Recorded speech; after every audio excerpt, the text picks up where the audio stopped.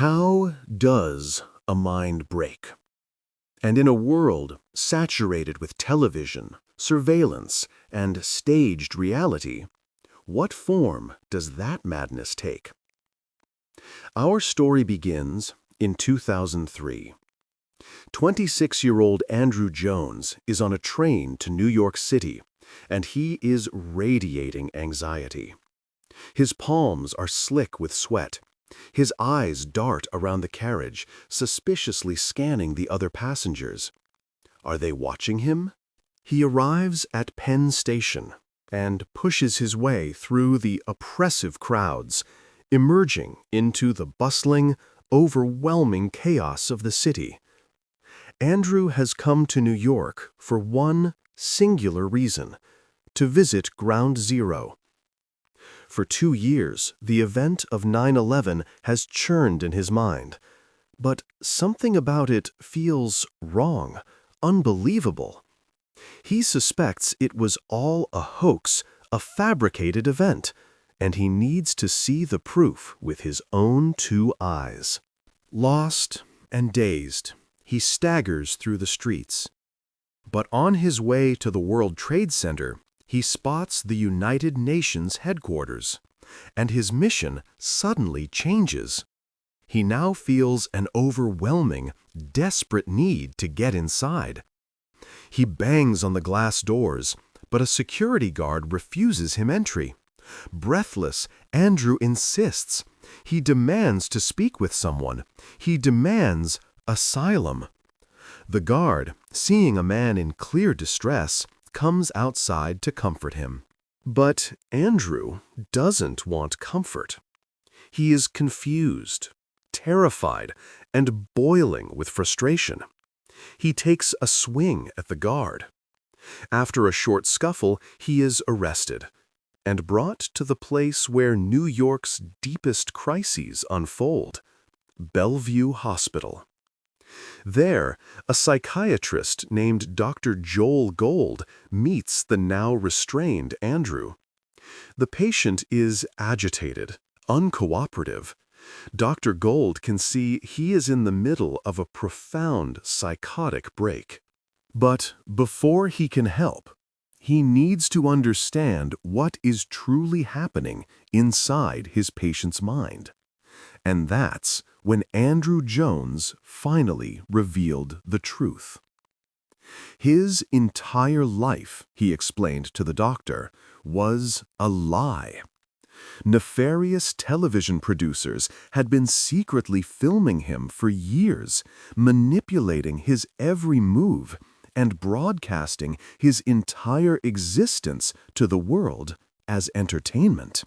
What Dr. Gold was hearing was the first documented case of a bizarre, uniquely modern psychosis that would later be named the Truman Show delusion. Its origin point was a 1998 film directed by Peter Weir. The Truman Show starred Jim Carrey as Truman Burbank, a cheerful, ordinary man who has no idea that his entire life is the most popular reality TV show on Earth. His idyllic town is a giant set. His family, his friends, his wife, everyone he has ever known is a paid actor reading from a script. But when Truman slowly begins to see the cracks in his fabricated world, his friends and family try to convince him he's going crazy, that he's delusional. He doesn't buy it. And in a final heroic act, he escapes his television prison and enters the real world. For most people, it was a brilliant, thought-provoking film. For a 21-year-old Andrew Jones, who saw it in theaters in 1998, it was a revelation. He couldn't get the movie's premise out of his head. The idea began to fester. What if he, too, was the only real person living in a completely fabricated world? Over the next few months, this single, terrifying concept took over his life. Just like Truman, he became convinced that he was surrounded by actors, all pretending to be his friends and family, all part of a grand, intricate deception designed for an unseen audience. Once the seed of the delusion was planted, Andrew's world transformed. He began to see apparent coded messages everywhere, clues left for him by the show's producers. A random word spoken by a friend, like cool, would suddenly take on a secret, profound meaning, a sign that they were in on the scheme. His mind was actively hunting for evidence to confirm its terrifying new reality.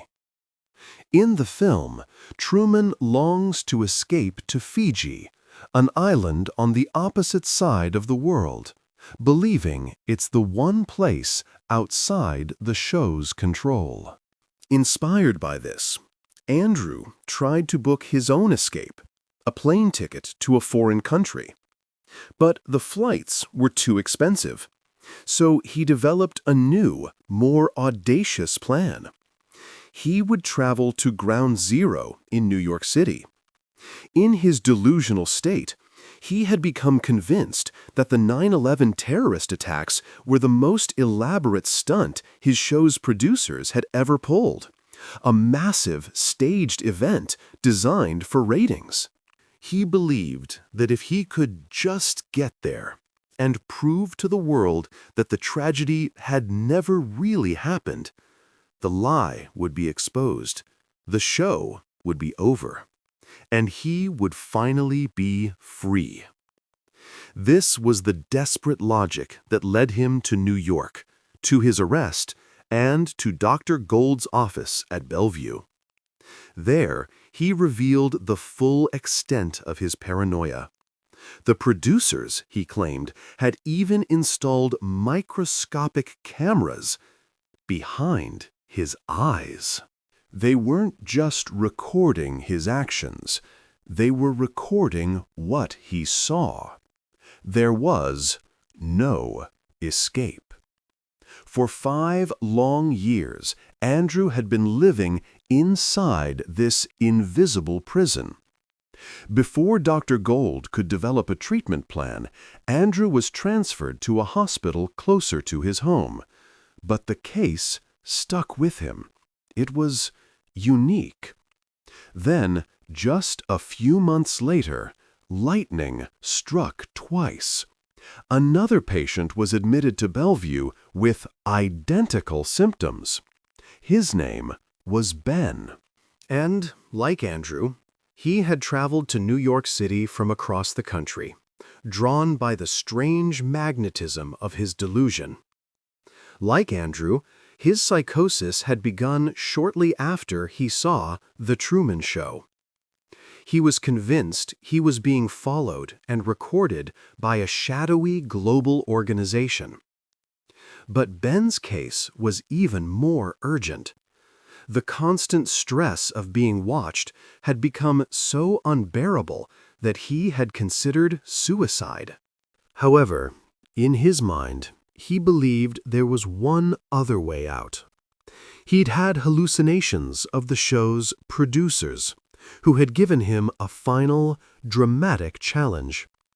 They told him that if he climbed to the top of the Statue of Liberty, his high school girlfriend, a secret fan of the show, would be there waiting for him. Their reunion would be the grand finale, and he would finally be set free.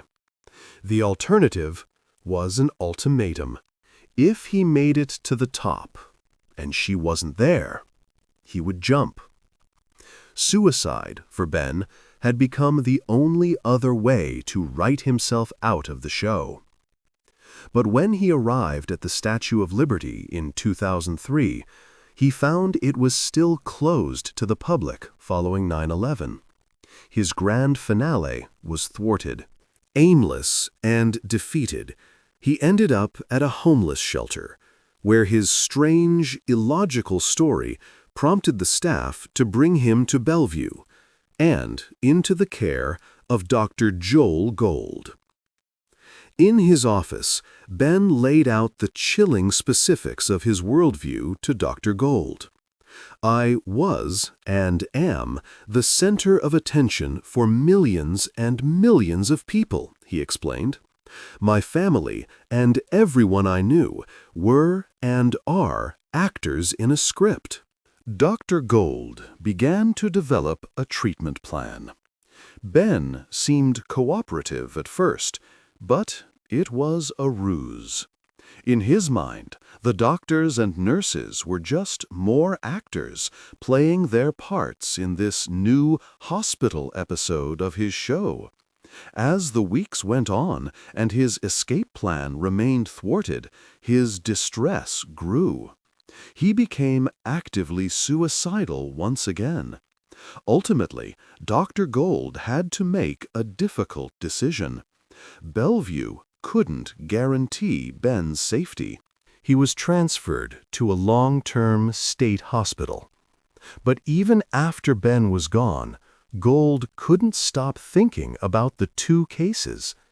It was more than a coincidence.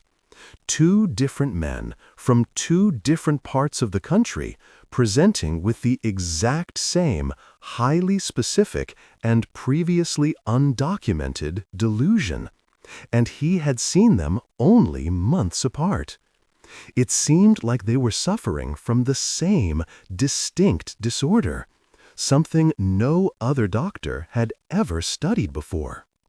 But with only 2 data points, he didn't have enough to define it as anything more than a strange form of psychosis. Reluctantly, Dr. Gold put the mystery aside. He had other patients to attend to, but he had no idea that at that very moment, hundreds of miles away, a third young man was beginning his own descent into the exact same terrifying fantasy. A young college student we will call Charlie. In 2007, a young man named Charlie began his freshman year of college. He was a creative soul who loved the heightened worlds of fantasy and science fiction, so he decided to pursue a degree in filmmaking. But the reality of campus life was a harsh disappointment. He had a hard time making friends.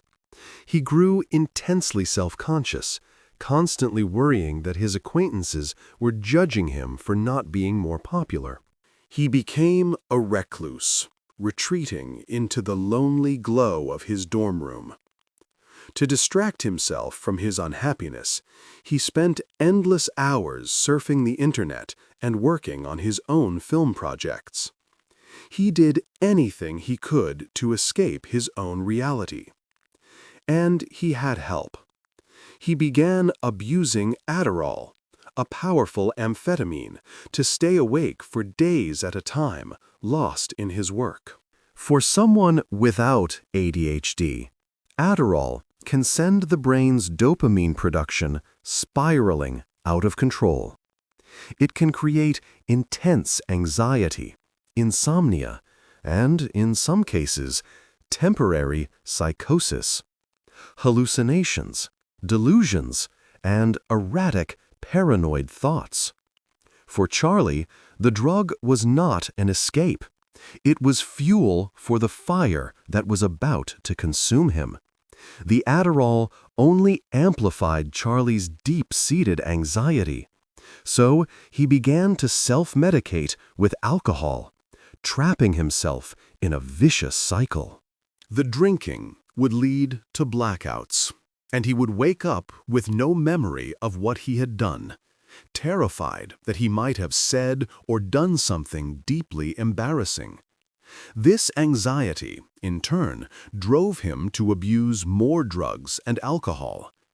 Soon, his fear coalesced into one specific, terrifying possibility. What if someone had recorded him during one of his blackouts? What if a humiliating video of him was circulating online? Driven by this new obsession, Charlie developed a nightly ritual. For hours, he would compulsively scour his classmates' social media accounts, desperately searching for the incriminating video that he was sure existed. He never found anything, but the lack of evidence brought him no comfort. It only fed his paranoia. If the video wasn't on their pages, it must be somewhere else. His thoughts grew darker, more elaborate. The fear that he might have been recorded transformed into the certainty that he was always being recorded. He became convinced that an unseen figure was constantly watching him, tracking his every move online, and even spying on him through his own laptop's webcam. He began to see subliminal, coded messages sent directly to him through the websites he visited. His social anxiety had metastasized into a full-blown persecutory delusion. For months, Charlie kept his terrifying new reality a secret. But the delusion was growing, festering in the isolation of his dorm room. And when he returned home for the summer, it finally spilled out into the real world. One night, his mother, Gretchen, found him in the hallway. He was frantically taking apart the family thermostat, pulling out its components one by one, scrutinizing each wire and switch as if searching for a hidden secret. When she asked him what on earth he was doing, Charlie turned to face her. There was a strange, intense glint in his eyes, a look she had never seen before. "I'm looking," he said with unnerving calm, "for the cameras in our home." Gretchen was deeply worried, but Charlie, still able to rationalize, quickly blamed the bizarre behavior on his stress and his Adderall prescription. He downplayed it. But his mother was now on high alert. She was incredibly hesitant to let him go to the upcoming Rothbury Music Festival. She knew these events were hubs for drug use, and the last thing Charlie needed was more temptation. But, on the other hand, the festival was the one single bright spot in her son's increasingly dark life. He begged her not to take it away from him. So she made a deal, an ultimatum. He could go to the festival, on the one condition that he check himself into rehab the moment it was over. Charlie immediately agreed, and with that fragile promise made, he set off for the concert that would change his life forever. At the festival, Charlie's fragile promise to his mother evaporated. He immediately found a dealer and bought a cocktail of acid and ecstasy. As the drugs took hold, he drifted through the massive crowd, his paranoia buzzing just beneath the surface, his eyes constantly scanning for hidden cameras. He found himself near the main stage as the Dave Matthews Band began to play. And as the ecstasy peaked, something in his brain chemistry shifted.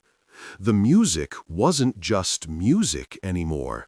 The lyrics weren't just lyrics. They were messages. The band, he realized, was speaking directly to him. They were singing about his dark, lonely freshman year.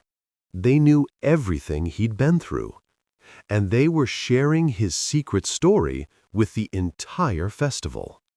And in that moment, in a euphoric, terrifying flash of insight, everything clicked into place. The paranoia, the hidden messages, the feeling of being watched, it all made sense. Charlie wasn't just being spied on. He was the secret star of the biggest hidden camera game show in history. Every person in that crowd, Every person in the world was watching him. This was the grand finale. All he had to do was get on stage and claim his prize. But the drugs had made his limbs clumsy. He couldn't get a grip on his phone to call his father for help. As the song ended, he watched his one chance slip away. The delusion, however, did not. Even after the drugs wore off, the new reality remained. Early the next morning, his sister found him pacing frantically outside their tent. He hadn't slept at all. When she asked him what was wrong, he turned to her, a manic grin on his face. "Smile," he said, "you're on camera." But the look in his eyes absolutely terrified her. Charlie's sister knew, with a sickening certainty, that something was terribly wrong. She called their parents.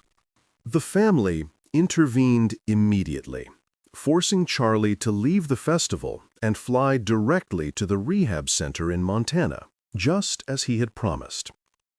But the rehab center was now just another set in his mind. When a staff member told him he would be under intense observation, Charlie took it as absolute confirmation. Of course he'd be observed. The cameras were everywhere.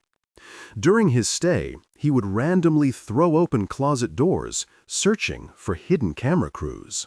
He would behave erratically, hoping to startle the production team and force them to break character. It quickly became clear to the staff that Charlie's problems ran far deeper than substance abuse. They told his parents they weren't equipped to handle his level of psychosis. He was sent home. There, he confessed the whole truth to his mother. He was the star of a global TV show. Unsure of what to do, his parents clung to the hope that it was a temporary, drug-induced episode. They sent him back to college for his sophomore year. Charlie reassured them that this year would be different. He told them he had a brand new grasp on reality. What he meant was, the producers could no longer fool him. He was no longer a pawn. Now that he knew the rules of the game, he was going to play. The change was dramatic. The formerly shy, introverted student was now a performer. He goofed around in class, enrolled in acting lessons. His social life seemed to bloom. He wasn't just the star of the show anymore. He was finally starting to enjoy it.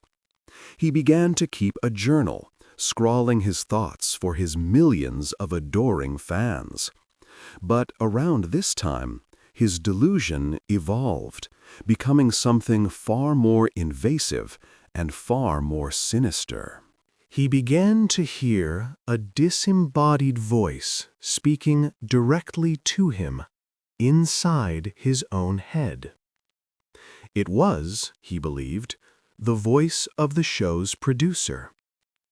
The voice informed him that a new upgrade had been installed while he slept, a microscopic speaker and microphone implanted directly into his brain.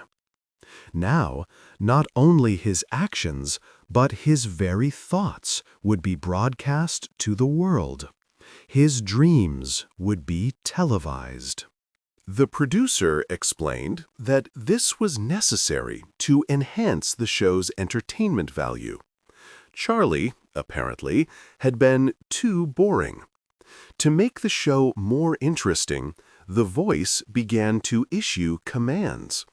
It would order Charlie to perform random, humiliating tasks, like standing on one leg for hours or running up and down a staircase all night long.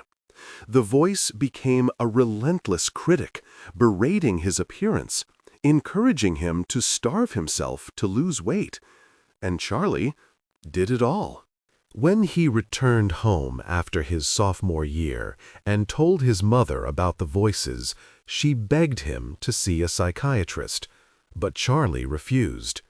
He was still chasing the grand prize, which the voices had now upped from $1 million to $100 million. He was terrified that any misstep, any sign of disobedience could cost him his reward. Therapy, for now, was out of the question. His mother's persistence finally paid off, and she convinced Charlie to see a therapist. But in his sessions, he was uncooperative, holding back the most extreme parts of his delusion. Still, the therapist was able to make a general diagnosis: delusional disorder of the persecutory type. A delusion is a fixed, unshakable belief in something that completely contradicts reality. And Charlie's was a complex cocktail of different types. It was grandiose. He believed he was the most important person in the universe, the star of a global phenomenon. And it was persecutory. He believed he was being constantly threatened and manipulated by an all-powerful external force, and that everyone he loved was a liar, conspiring against him. Psychiatry also categorizes delusions as either bizarre or non-bizarre. A bizarre delusion is something that is physically impossible, for example, the belief that one is made of glass. A non-bizarre delusion is something that, while highly improbable, could theoretically happen. And here is where Charlie's delusion was so insidious. In the modern era of reality TV, smartphones, and a culture of instant fame, his core belief that he was being secretly filmed at all times was classified as non-bizarre. It could happen. But there was a huge problem. During his therapy, Charlie never told the doctor about the voices. He never mentioned the speaker and microphone he believed were implanted in his head. This was the truly bizarre element of his psychosis. And without that crucial piece of information, the therapist couldn't make a full diagnosis. Charlie was holding back the very key that could have unlocked his prison. Then, one afternoon, the voices in Charlie's head offered him a new, life-changing story arc.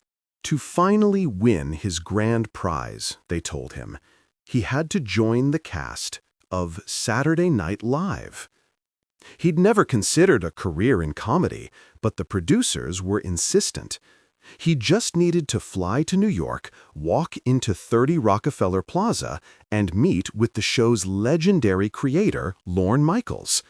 The casting agents, they assured him, had been watching his show for years. He was a shoo-in. On a cold Saturday, Charlie did exactly that. He made his way to the iconic building and confidently approached a security guard, telling him he was there for a meeting with Mr. Michaels. The guard, completely unfazed and used to dealing with aspiring stars, politely told Charlie he couldn't let him in without an appointment. And in that moment, the producers in his head went silent. They offered no guidance, no secret password. It was a test. He had to get past security on his own. But he couldn't. Defeated, Charlie sat alone in the grand lobby, realizing for the first time that this show, his life's great purpose, had become an inescapable prison. He made his way back outside to the famous Rockefeller ice rink, surrounded by tourists. And then, something strange happened. Or rather, nothing happened. No one gave him a second glance. No one asked for his autograph. To the hundreds of people swirling around him, he was a complete nobody.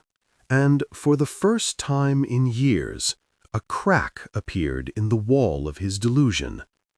He asked himself a simple, logical question.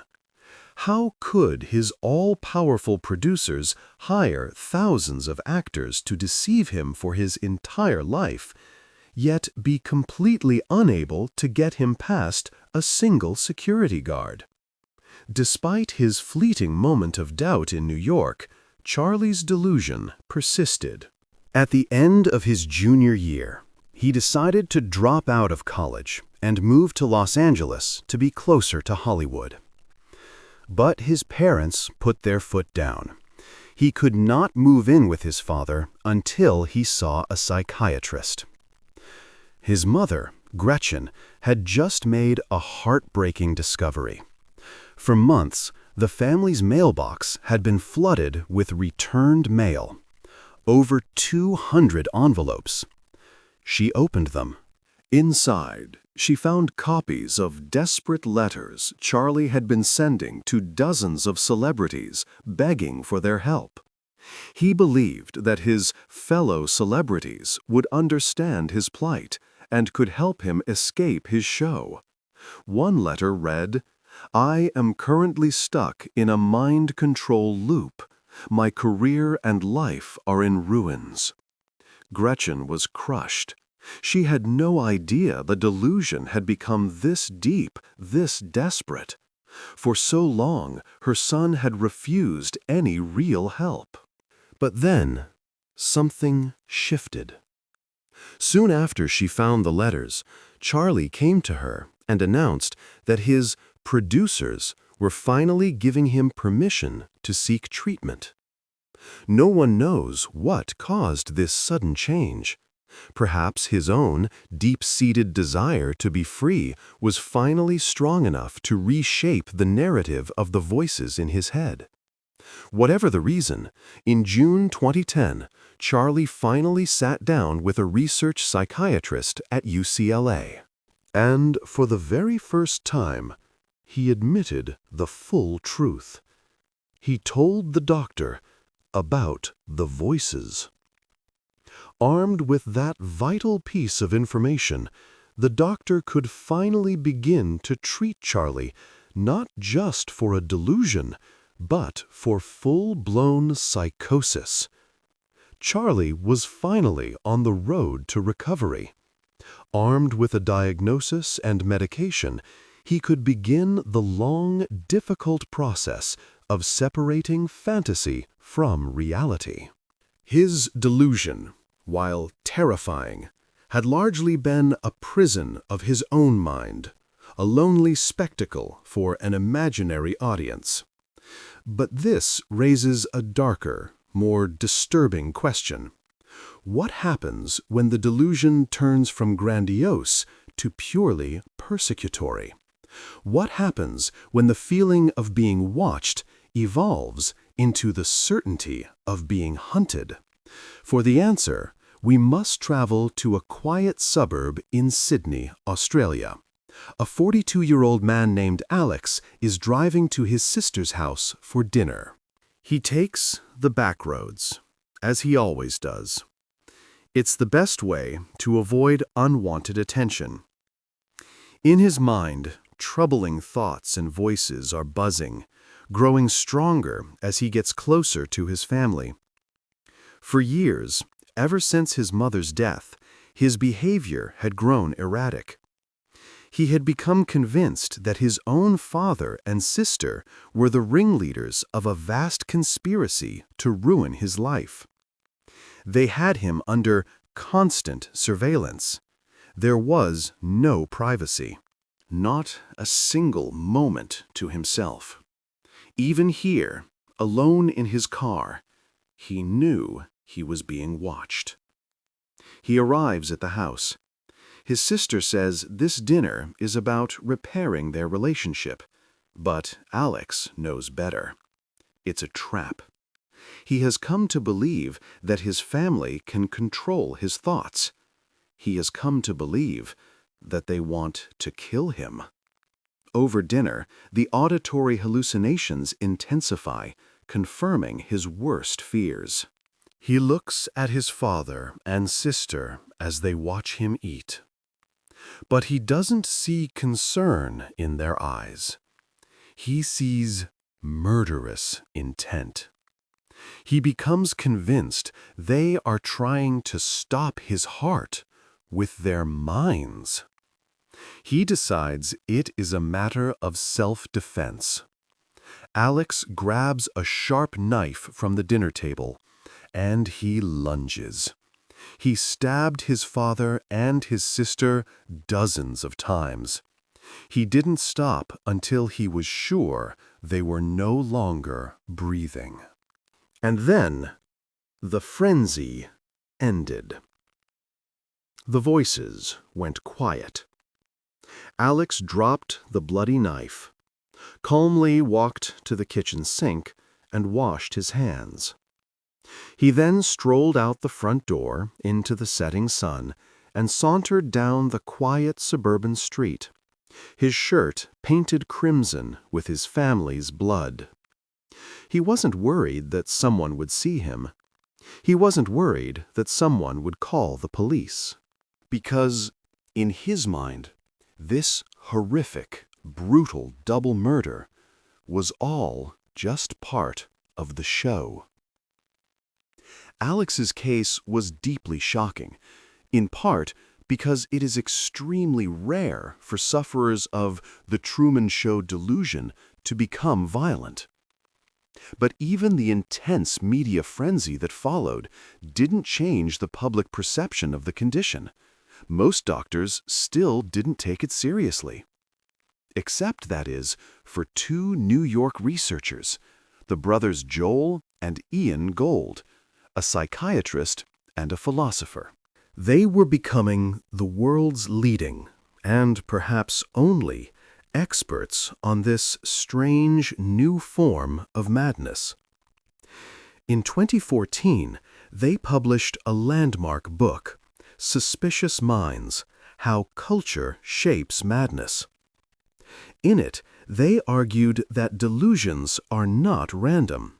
They are a reflection of the culture that creates them. And the Truman Show delusion was the perfect, terrifying example. As Dr. Gold studied more and more of these bizarre cases, an alarmingly regular pattern began to emerge. The patients were almost always young men in their 20s, and a significant number of them had a history of substance abuse. The link between drugs and psychosis is well documented. Recreational drugs, particularly stimulants and hallucinogens, can act as powerful triggers for psychosis, especially in individuals who already have an underlying genetic vulnerability to mental illness. Even marijuana, often considered harmless, has been shown to increase the risk of schizophrenia in susceptible people. And then there's alcohol. While there's no evidence it can cause a chronic disorder like schizophrenia, heavy abuse can certainly lead to short-term psychosis, and it is known to dramatically exacerbate the symptoms of a pre-existing condition. The early patients, like Charlie, all seem to fit this pattern perfectly. Their self-medication with drugs and alcohol appeared to be a key ingredient in escalating their paranoia into a full-blown, all-consuming delusion. For a time, it seemed like the most obvious explanation. The Truman Show delusion was simply a unique form of drug-induced psychosis. So, for a while, the link seemed clear. Drug and alcohol abuse appeared to be a crucial trigger for the Truman Show delusion. But then, a new patient walked into Dr. Gold's office who completely shattered that theory. A patient with no history of substance abuse and no other obvious trigger for his disorder. His name was Tom. His delusions appeared during the summer after his sophomore year of college, but his story was the polar opposite of Charlie's. Tom wasn't an isolated, anxious student. He was a massive success, both academically and socially. He had a great job as a freelance artist, a vibrant social life, and, by all accounts, loved his life. But when summer break arrived, and his highly structured college schedule disappeared, so did his routine. He stopped keeping regular hours. He began staying up all night, lost in his art, and sleeping all day.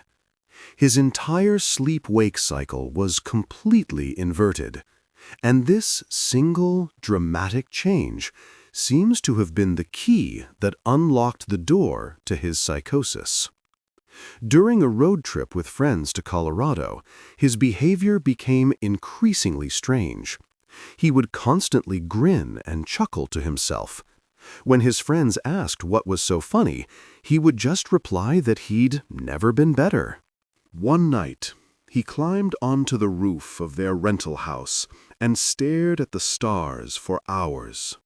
And up there, alone under the vast, open sky, something in his mind finally clicked. He suddenly realized the truth. Recording equipment had been installed all over the planet. Birds and squirrels had tiny cameras implanted in their eyes. His every move was being captured. The next morning, he climbed down from the roof and staggered through the neighborhood in a euphoric daze. He noticed that strangers on the street looked vaguely familiar, and deduced that his show must be reusing actors. Then he saw it, a house with a for sale sign. This, he knew, was the grand prize. As he peeked through the windows, searching for clues, the police arrived. But Tom refused to take the situation seriously. He laughed hysterically, complimenting the officers on their costumes and performances. He insisted one of them was the same actor who had played his fourth-grade teacher. He was certain this was all part of the show's grand finale. But the most bizarre part of Tom's story wasn't his delusion. It was his recovery. A month later, after returning to his parents' house, Tom woke up one morning to find his mind was completely clear. The delusion was gone, and it never came back. Tom's case was a complete anomaly. No history of drug abuse, and a sudden, spontaneous recovery. But his symptoms offered a powerful clue. His month of non-stop euphoric energy, the constant grinning, the laughter, the feeling of being at the center of a grand cosmic game, perfectly fit the clinical description of a classic manic episode. A manic episode is a period of excessively heightened emotion and activity. Thoughts race, impulses take over. A person might suddenly spend thousands of dollars they don't have, or feel an overwhelming connection to the universe. Crucially, mania can be triggered by extreme stress or, as in Tom's case, by a severe disruption of sleep patterns. And a single, extended manic episode is often enough for doctors to diagnose bipolar disorder. Like schizophrenia, bipolar disorder is a serious mental health condition that can include periods of intense psychosis with hallucinations and disordered delusional thinking. This new evidence suggested that the Truman Show delusion wasn't tied to just one root cause. It could be triggered by schizophrenia, by drug abuse, or by the extreme highs of a bipolar manic state. The plot was thickening. With the links to schizophrenia, drug abuse, and bipolar disorder, the medical foundation of the Truman Show delusion was becoming clearer.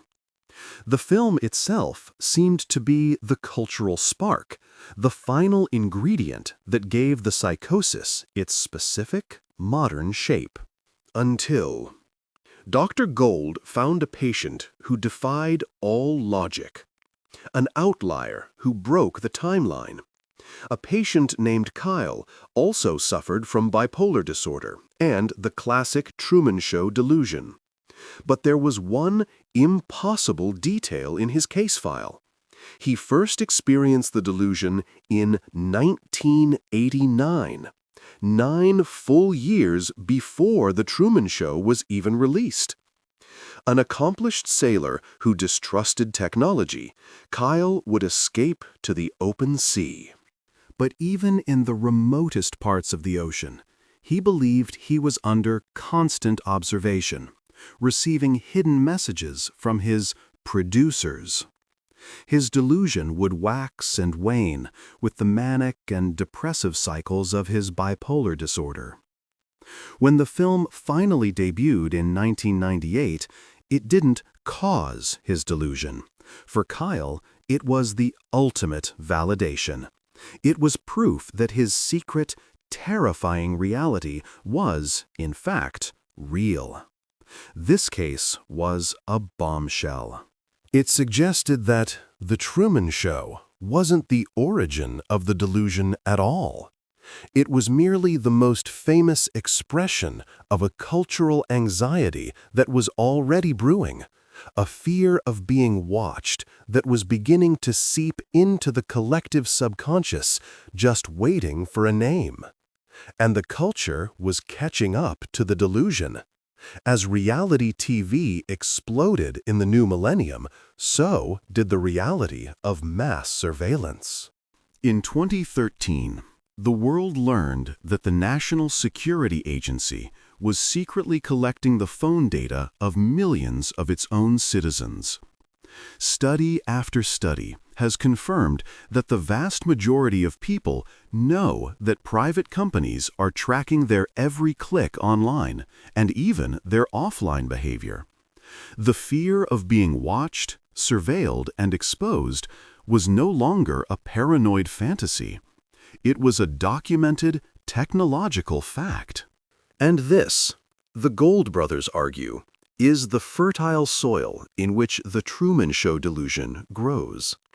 The patient's extreme beliefs are simply a pathological extension of very real, very grounded modern anxieties. Think back to Charlie before his psychosis fully took hold.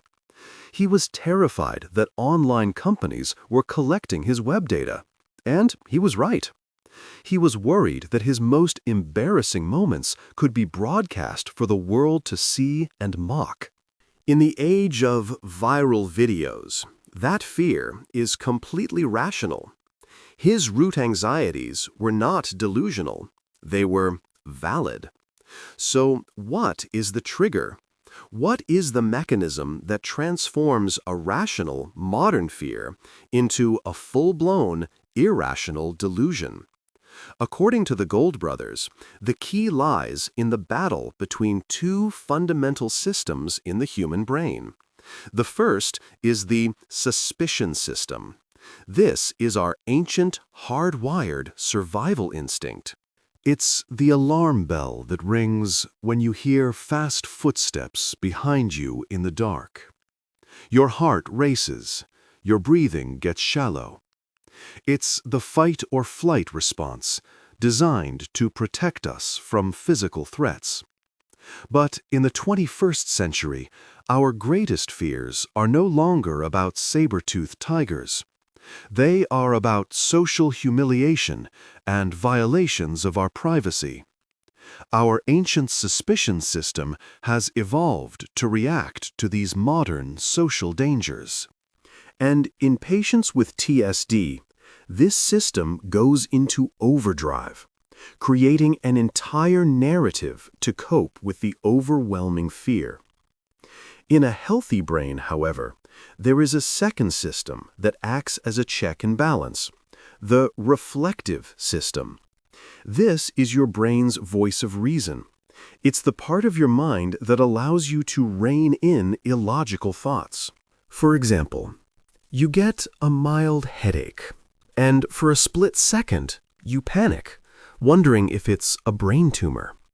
But then, your reflective system kicks in, calms you down, and reminds you that it's probably just an ordinary headache. But in patients with the Truman Show delusion, this balance is broken. The suspicion system completely overrules the reflective system. The delusion becomes far more powerful than their logical mind. They are unable to take a step back and question whether their all-consuming fears are rational. And this neurological short circuit, the Golds argue, goes into hyperdrive when new, unfamiliar technologies are involved. Most of us don't really understand how our smartphone or the internet truly works. This lack of understanding makes it much harder to gauge which fears about technology are logical and which are paranoid. When a psychosis develops, the brain latches onto these technological fears in a desperate attempt to make sense of the chaos in the mind. And this is not a new phenomenon. History is filled with examples. In the 14th century, after the invention of clear glass, King Charles VI of France became convinced he was made of glass and would shatter if touched. In the 1930s, during the golden age of radio, the first broadcast delusions appeared, with patients believing their thoughts were being transmitted by this strange new technology. The Truman Show delusion is simply the latest iteration of this pattern. It appeared as the technologies of reality TV and mass surveillance became ubiquitous. Which means that one day, as these technologies become mundane, this specific delusion will likely fade away, only to be replaced by a new one, shaped by whatever strange new technology comes next.